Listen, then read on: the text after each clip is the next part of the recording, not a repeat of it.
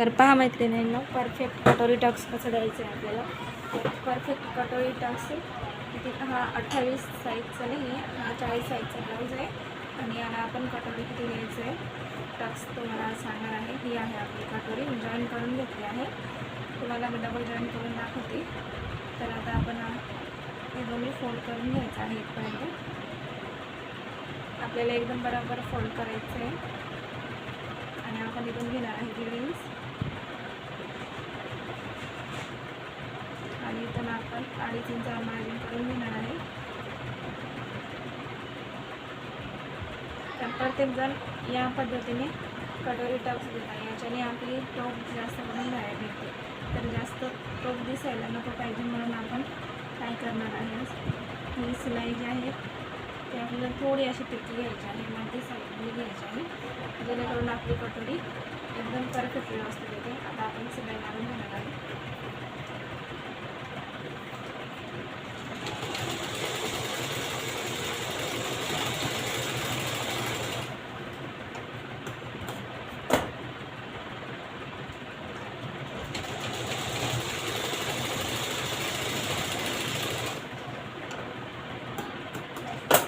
पाहू शकता आपल्याला या पद्धतीने घ्यायचं आहे. आपण अशी तिरकी रेष मारली. आता तुम्ही पाहू शकता कटोरी आपली कशी आहे.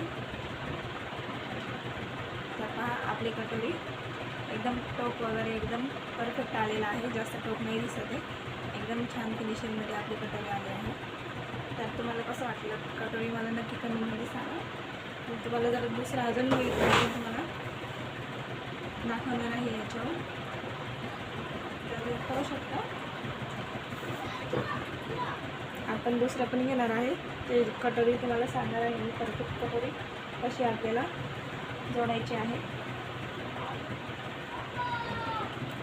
तर ही पहा, ही पण एक कटोरी आहे आपली या साईडची. आधी आपल्याला या प्रकारे कटोरी जोडून घ्यायची आहे.